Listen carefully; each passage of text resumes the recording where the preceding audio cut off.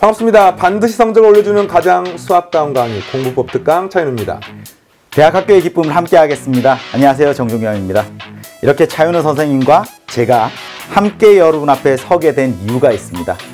네, 그렇습니다. 여러분들이 고3이 돼서 이제 굳은 의지를 가지고 수능 준비를 하고 있습니다. 많은 수험생들이 공부를 하고자 하는 의욕은 넘치는데 그에 반해서 정작 어떤 강좌로 어떤 과목을 어떤 방법을 통해서 어떤 교재로 공부할지에 대해서 걱정하고 있습니다. 그래서 이에 대한 해결책을 바로 이 강좌에서 제시를 하고자 저희가 만났습니다. 수학이 중요하다는 거 왜 모르겠습니까? 어릴 때부터 수학이 중요하다는 이야기는 정말 많이 들어왔습니다. 더군다나 지금 고3 자연계입니다. 수학이 중요한 건 다 압니다. 책상에 앉아서 많은 시간을 보내고 있지만 노력한다고 해서 다 똑같은 결과를 얻을 수는 없습니다. 수학을 어떻게 공부하는 게 좋을지 그걸 시기별로 그리고 수준별로 옆에 있는 차윤우 선생님과 제가 이 짧은 시간 동안 여러분한테 명쾌하게 제시해 드리도록 하겠습니다. 우선 2015학년도부터 2018학년도 얼마 전에 치러진 대수능까지 성적의 분포를 한번 보면서 이야기를 나눠보도록 하시죠. 네, 같이 보겠습니다. 지금 여러분이 보고 계시는 자료가 이제 2015학년도, 6학년도, 7학년도, 8학년도 엊그제 봤던 수능이 2018학년도 수능이거든요. 그 수능의 100분위 그리고 그에 대해서 1등급 원점수, 100점 만점 기준 원점수가 연도별로 쭉 3등급까지 제시가 되어 있습니다. 자, 이러한 요 자료들이 이제 평가원에서 발표한 자료들인데 이걸 보고 어떤 이 자료에 숨어 있는 의미들 같이 이야기를 해보고자 하는데요. 네, 선생님께서 말씀해 주시죠. 2015학년도는 유독 쉬웠던 시험입니다. 그래서 2016학년도부터 사실 2018학년도까지는 이 앞에 있는 숫자들만 보면요. 크게 변화가 없는 것처럼 보입니다. 네, 맞습니다. 이번 시험 같은 경우에는 4점짜리 두 문항을 틀리는 학생들이 1등급을 받았고요. 그 다음 4점짜리 한 문항을 더 틀린 88점까지가 2등급입니다. 그리고 4점짜리 한 문제를 더 틀린 84점까지가 3등급인데요. 이 점수의 배치만 보면 앞선 수능과 다른 점이 별로 없어 보이지만 사실 문항을 하나씩 들여다보면 눈에 띄게 변화한 부분들이 몇 가지 있습니다. 네, 그중에 제가 첫 번째로 말하고자 하는 것은 수능이 최근에 킬러 문항, 흔히 말하는 최고난도 문항, 요 문항이 굉장히 어려워졌습니다. 이게 이제 2015년, 16년 수능도 물론 최고난도 문항은 변별력이 있었고 난이도가 높았습니다만 2017학년도 수능이나 2018학년도 수능에서 가장 어려웠던 몇 문항은 과거 어떤 수능보다도 어려웠던 경우인데 그 중에서 압도적으로 가장 많이 회자가 된 내용은 2017학년도 수능 30번 문제였습니다. 그 문항 같은 경우는 최근 20, 30년 사이의 수능 전체 수능에서 가장 어려웠던 그 한 문제라고 해도 과언이 아닐 정도로 많은 수험생들 그리고 선생님들이 좀 고생을 했던 문항들인데 그것뿐만이 아니라 엊그제 봤던 2018학년도 수능 30번 문제도 그에 준하는 수준의 문항들. 그러니까 이런 좀 트렌드가 있는 것 같습니다. 1등급 컷은 비슷한데 사실 최고난도 몇 개의 문항이 굉장히 어려웠기 때문에 상대적으로 중난이도 문항은 또 어쩌면 좀 쉬웠을 수도 있고 이런 부분이 문항별로 여러분들이 좀 살펴봐야 되는 부분이 아닐까 생각합니다. 문제를 어떻게 그렇게 잘 만드는지 모르겠어요. 네. 저도 풀어보다 보면 야, 이렇게 어려운 문제들을 만들어낼 수도 있구나 깜짝 놀랐습니다. 사실 시험을 치러내는 학생들 입장에서 느끼는 체감 난이도는 훨씬 더 높았을 거라고 생각을 하는데요. 이번에 수능을 치러본 학생들의 이야기를 들어보면 막상 그 킬러 문항만이 문제는 아니었던 것 같아요. 네, 그렇습니다. 그까지 풀어가는 과정 중에서도 처음 보는 새로운 유형의 문제 혹은 같은 내용을 담고 있지만 새로운 표현을 가지고 있는 문제들이 4문항 혹은 5문항 정도 있었거든요. 그래서 그걸 풀어오면서 너무 많은 시간을 소비해서 뒤에 오히려 킬러 문항은 그 시간이 너무 짧아서 풀어내기가 굉장히 어려웠다라는 이야기를 많이 들었습니다. 그러면 이런 변화하는 수능의 추세, 이런 트렌드에 맞춰서 학생들 입장에서 궁금할 수밖에 없거든요. 도대체 어떻게 준비해야만 하는가? 그래서 그 부분에 대해서 차윤우 선생님께서 명쾌하게 또 설명을 해주도록 하시죠.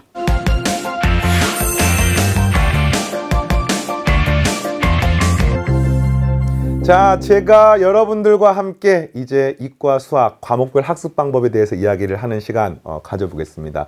자, 여러분들 이제 공부를 시작을 하면은 보통 어느 과목을 어떤 교재로 어떻게 시작할지에 대한 걱정, 계획 이런 생각들이 많을 거라 생각합니다. 우선은 이과 수능에 출제가 되는 과목, 또 그 수능을 보기 전에 선수 과목이죠. 다시 말하면 간접 출제가 범위가 되는 과목들을 잠깐 살펴보겠습니다. 그리고 이에 대한 고민들이 학생들이 오히려 굉장히 많이 하는 부분이에요. 어떤 거냐? 수학원, 수학2 미적분원.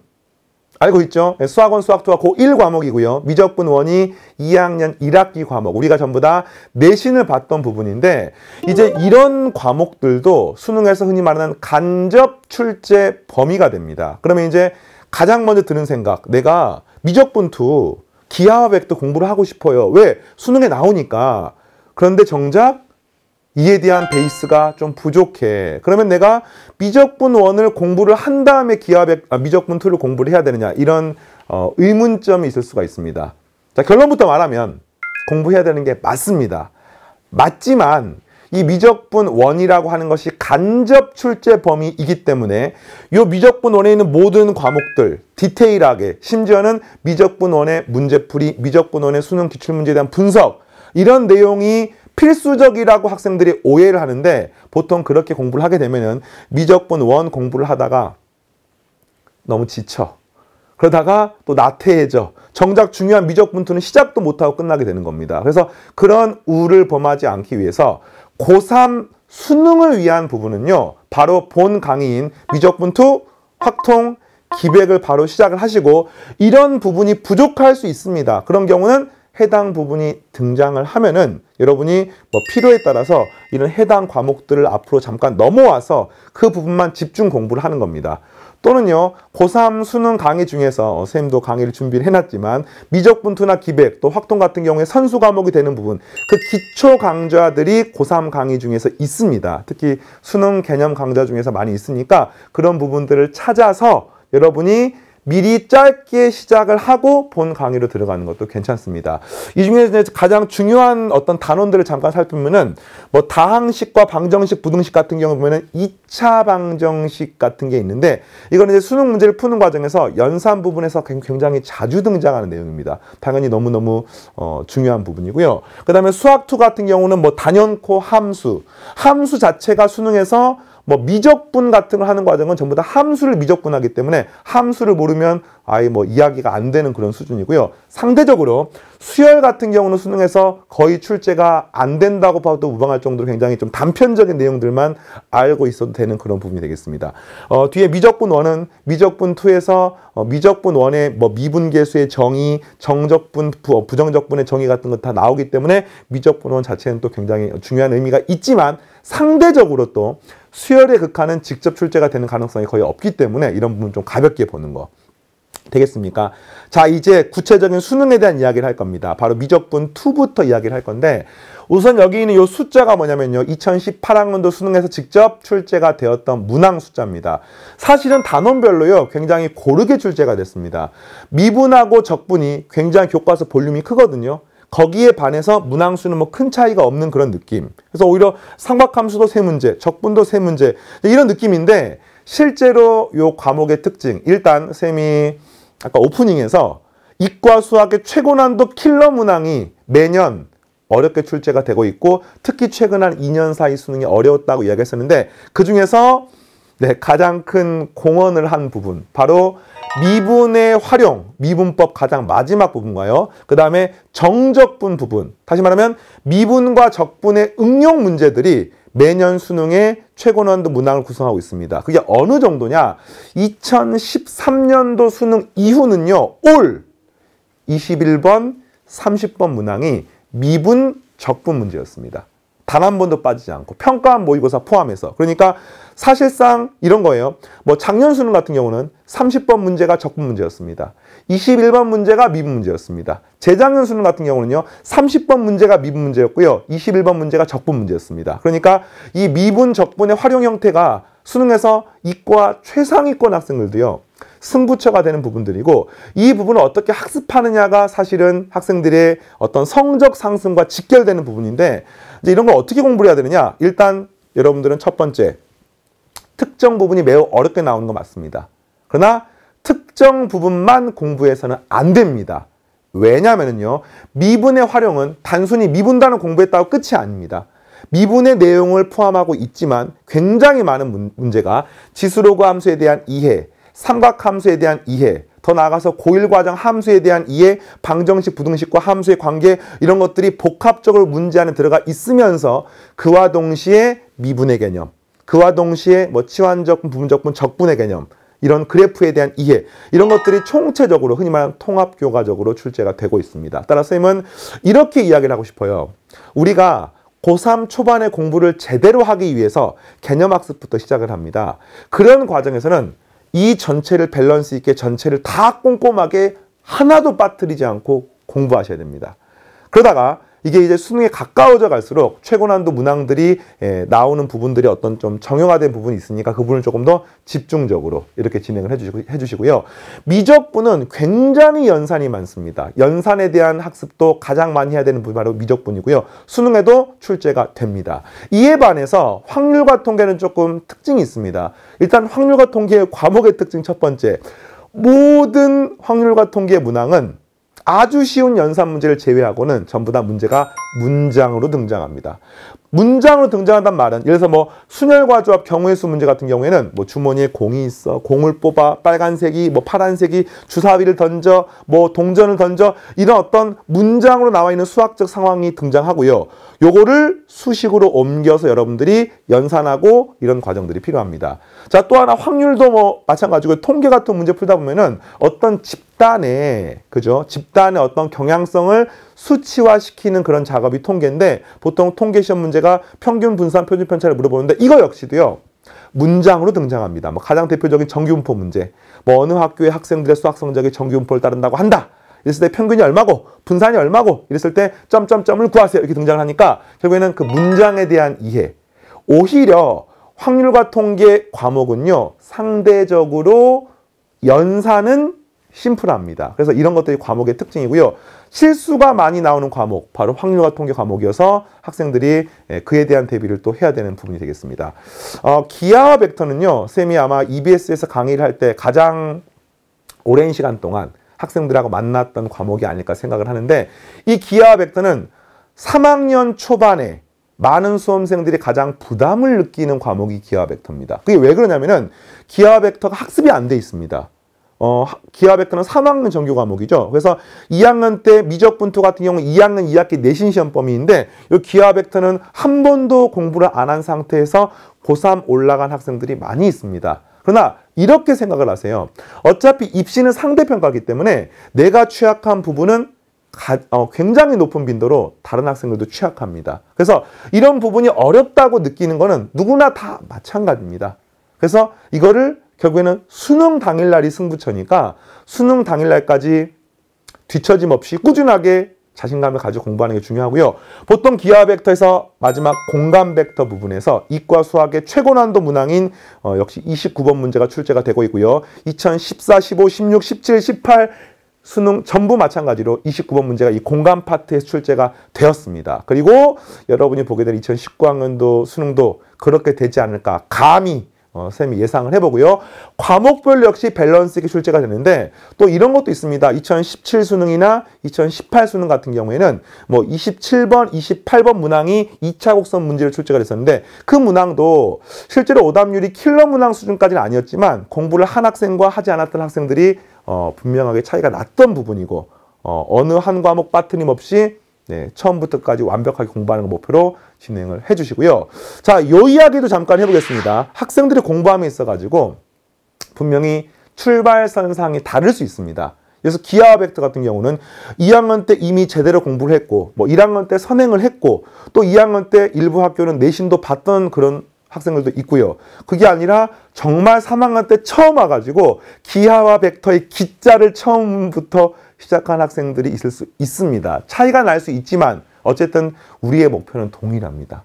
수능 당일날 최고점을 받고 싶은데 어떻게 학습해야 되느냐. 일단은 준비가 좀 많이 된 상위권 학생들.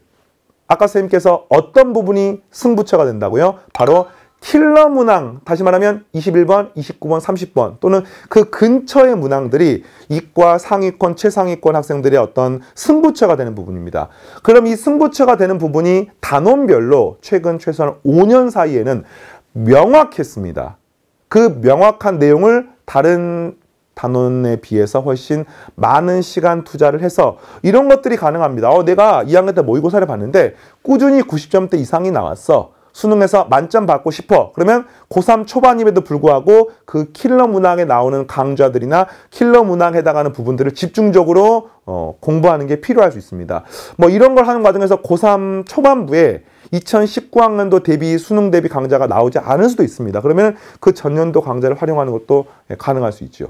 네, 고3 최상위권 학생들은 그런 부분을 적절히 활용하시고요. 또 하나는 이런 거예요. 어느 교재가 좋냐, 어느 문항이 좋냐, 이런 것들 여러분이 가리지 않고 속된 말로 닥치는 대로 모두 흡수하시기를 쌤은 강력히 권장하고요. 아마 많은 수험생들이 내가 상위권이 되기엔 좀 부족해. 그런데 수학은 좋아하고 열심히 하고 있어. 흔히 말하는 뭐 중위권, 중상위권에 놓여 있을 거라 생각하는데 이 학생들은요. 이과 수학 처음부터 끝까지를 빠트림없이 전범위를 밀도 있게 깊이 있게 공부하는 거를 쌤은 여러분에게 말하고 싶습니다. 이게 왜 그러냐면요. 수능에서 20분만 30분 중요합니다. 그러나 정작 시험을 보면은요. 문제를 막 풀다 보면은 시간 부족 또는 앞부분에서 문제를 틀리다 보면은 정작 29번, 30번은 풀 수 있는 기회조차 없는 경우도 많고 또 그 문제를 설사 맞췄다고 하더라도 앞부분의 문제에서 실수하고 틀리는 경우들이 비일비재하기 때문에 오히려 대부분의 수험생들은요. 그 킬러 문항에 도달하기 전까지의 과정들, 이과 수학에서 아까 말했던 뭐 2차 곡선, 뭐 미적분 하기 전 앞에 있는 뭐 지수로그 함수나 삼각함수 이런 부분들까지 빠트림없이 제대로 깊이 있게 공부하는 게 필요합니다. 자, 그리고 안타깝지만 지금 공부를 함에 있어가지고 준비가 너무 안 돼서 정말 수학이라고 하는 걸 제대로 공부하고 싶은 어떤 초기에 있는 학생들, 수능을 제대로 준비하는 그 도입부에 있는 하위권 학생들, 이 학생들은 잘 들으세요. 어느 과목에, 어느 교재에, 어느 선생님의 강의를 들어야 되는지에 대한 고민을 하지 마시고 가장 중요한 게 공부 습관이 안 돼 있기 때문입니다. 그래서 매일 일정한 시간 동안 일정한 장소에서 일정한 리듬으로 공부하는 습관을 기르는 것을 최우선으로 하시고요. 습관이 제대로 잡혀 있으면 사실은 성적은요. 그에 맞춰서 자동으로 오르게 되어 있습니다. 그래서 지금 바로 책상에 앉으시고 지금 바로 공부를 시작하시기 바랍니다. 알겠습니까? 자, 계속해서 정종현 선생님께서 여러분과 시기별 그리고 또 수준별로 어떻게 공부해야 되는지에 대한 이야기를 계속해서 하겠습니다.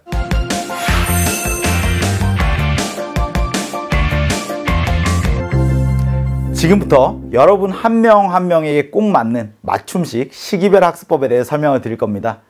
우선 요즘 입시에 있어서 가장 큰 변화는 수시 모집의 비율이죠. 여러분들이 대학을 가는 2019학년도에는 76.2%, 4명 중에 3명이 수시 모집을 통해서 대학을 가게 됩니다. 4명 중에 단 1명만이 수능을 성적으로 대학을 가게 되죠. 하지만 그렇다고 해서 수능에 대한 나의 자세, 혹은 수능이라는 것의 중요도가 떨어지느냐? 그럼 절대 그렇지 않습니다. 수능은 이제 바라보는 관점이 변해야 됩니다. 예전에는 수능만 잘 보면 대학을 갈 수 있었죠. 하지만 지금은 수능을 못 보면 대학을 갈 수가 없습니다. 마지막 수시 합격을 통과한 학생들에게도 최종 관문이 남아 있습니다. 최저 등급이라는 거죠. 그리고 수능을 잘 치러내야지만 수시 모집에서 내가 해내지 못했던 것들, 마지막 역전할 수 있는 마지막 찬스가 있는 겁니다. 그렇다면 여러분들이 가장 많이 고민하는 것들은 뭐냐? 항상 고등학교 3학년 자연계열 학생들은 이런 고민들을 하죠. 누구나 똑같습니다. 상위권인 학생들은 선생님 저는 문제들 다 풀어낼 수 있는데 한두 문제, 킬러 문제를 못 풀어서 항상 1등급이 아니라 2등급을 받게 돼요. 혹은 중위권의 학생들은 저는 개념은 아는데 문제에 적용할 수가 없어요. 그렇지 않은 하위권 친구들은 선생님 저는 미적분 하나도 몰라요. 도대체 어디부터 시작해야 될지 전혀 감이 오질 않고 막막합니다. 그럴 때마다 저는 항상 EBS를 우선 보라고 이야기를 하죠. 근데 시간이 지나고 나서 잘 듣고 있니? 요새 좀 나아졌니? 라고 물어보면 또 이런 반응들이에요. 선생님 뭘 들어야 될지 모르겠어요. 너무 강의가 많은데 저한테 꼭 맞는 강의가 어떤 게 있는지 모르겠어요. 혹은 한번 들어봤는데 저한테 맞지 않는 것 같습니다. 저도 어릴 때 그런 기억이 있거든요. 명절이 되면 차려진 게 굉장히 많잖아요. 저는 보기에는 어떨지 모르겠지만 음식을 굉장히 가리는 편이라 생선을 잘 먹진 않습니다. 튀김인 줄 알고 딱 집었는데 이게 동태전인 경우에 굉장히 깜짝 놀라는 경우가 있어요. 그러면 수저를 그만 내려놓죠. 수학도 마찬가지인 것 같아요. 이미 여러분들을 위한 강좌는 충분히 있습니다. 하지만 여러분들에게 맞는 강좌가 뭔지 그걸 제가 이제 설명을 해드리겠다는 거죠. 우선 제일 먼저는 한두 문제만 맞추면 완벽한 킬러 문제를 공략해야 하는 1, 2등급에 맞춘 설명입니다. 지금 12월, 1월 이 시점부터 이 학생들은 어느 정도의 개념은 다 탄탄히 다져져 있어요. 이제부터 3월까지 해야 되는 건 뭐냐? 그 개념들을 전부 훨씬 더 깊이 있게 심화된 개념들을 공부하셔야 되고요. 그리고 흩어져 있는 단원별로 그 연계성이라는 걸 생각하면서 정리를 하실 필요가 있습니다. 그래서 EBS에서는 최상위권을 위한 이런 강좌들과 그리고 3개년 평가원 수능 기출 문제들을 이제부터 봐야 되는 거죠. 그러면 이제 3월 달을 맞이합니다. 이제부터 여러분들이 해야 되는 건 뭘까요? 그렇죠. 이번 수능에 가장 직접적으로 출제되는 수능 특강 나옵니다. 그래서 그 연계 교재 공부하셔야 되고요. 거기에서 실수하기 쉬운 것들 하나씩 잡아가셔야 되죠. 마찬가지로 3회독을 해오다 보면 처음에 볼 때, 두 번째 볼 때, 세 번째 볼 때 이제 쉬운 문제들은 볼 필요가 없습니다. 내가 실수했던 것들, 그리고 헷갈릴 수 있는 어려운 문장들, 그걸 기존에 풀었던 풀이와 또 다른 접근 방법을 생각을 하면서 이제 3회독을 꼼꼼하게 하시는 겁니다. 6월까지 오고 나면 이제는 어느 정도 깊이가 쌓이는 거죠. 그러면 이제 수능 그 당일 하루만을 위해서 점점 여러분들을 갈고 닦아 가야 됩니다. 그래서 여기부터는 여러분들만을 위한 강좌들입니다. 그리고 세모풀이나 혹은 최상위를 위한 세 문제를 위한 그런 강좌들을 풀어내시면서 수능 완성 문제를 풀어나가시면 됩니다. 마지막은 정말 실전 연습이죠. 80%. 그러니까 26문항을 여러분들 50분 동안 푸셔야 됩니다. 그리고 남아있는 4문항에 45분을 투자하는 것이요. 마지막 5분은 마킹하는 시간이니까. 그러면 실수 없이 26문항을 빨리 풀어낼 수 있느냐? 굉장히 중요한 요소고요. 그리고 남은 45분 동안 4문제를 풀어내기 위해 어떤 준비를 할까? 정말 실전처럼 준비하는 단계가 필요합니다. 그래서 이런 강좌들을 EBS에서 여러분들 참고하시면 되겠습니다. 두 번째는 대부분의 학생들입니다. 사실 3등급, 4등급, 5등급 굉장히 많은 비율을 차지하고 있는 학생들이 개념은 아는데 문제 적용이 안 된다고 합니다.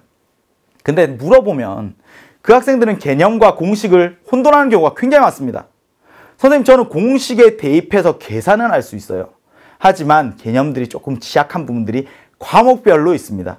보통은 각 과목의 마지막 단원들이 그렇죠. 미적분에서도 정적분의 활용 어려워합니다. 확률과 통계에서 어떤 거 어려워해요? 그렇죠. 통계 단원들 굉장히 어려워하고요. 기하 벡터에서도 공간으로 갔을 때 많은 어려움들을 느끼죠. 처음 시작은 하지만 성향 자체가 마지막까지 개념 정리를 하지를 못했던 겁니다. 이제 12월, 1월부터 3월까지는 정말 개념 정리를 다시 한번 탄탄하게 하셔야 됩니다. 1, 2등급이 되고 싶다면 1, 2등급 학생들을 쫓아갈 게 아니라 그들과는 다른 공부법을 택하셔야 돼요. 많은 친구들이 우리 반 1등이 저 문제집이 좋대. 그러면 그 문제집을 반 애들이 다 똑같은 걸 풀고 있어요. 전혀 여러분들한테 도움되지 않습니다. 초조해하지 말라. 대신 이 시기에 여러분들이 하셔야 되는 것, 미적분 2, 확률과 통계, 기하 벡터, 수능에 직접적으로 출제되는 단원의 수능 개념 강좌 반드시 들으셔야 됩니다. 처음부터 끝까지 완강하셔야 되고요. 그리고 수학 1, 수학 2, 미적분 1 같은 직접 출제되는 영역이 아닌 그런 부분들은요. 선별적으로 선택하여서 여러분 시간 투자를 하셔야 되는 거죠. 10강으로 수학 1을 끝내는 강의도 준비되어 있고 이과 수학 기초 미적분 1을 6시간 동안 정리할 수도 있습니다. 그래서 내가 부족한 과목들 먼저 메우고 나서 이번 직접 출제되는 과목들 당연히 수능 개념 완강하는 걸 3월달까지의 목표로 잡으셔야 되겠습니다. 그럼 3월달 되고 나면 그렇죠. 하나만 파는 거예요. 많은 문제를 풀어낼 필요 없습니다. 여러분 목표는 내가 풀어본 문제는 절대 틀리지 않을 거야. 전략적으로 21번과 30번 가장 어려운 두 문제는 배제해놓고 28문제를 맞추기 위한 공부를 하는 것도 좋은 방법입니다.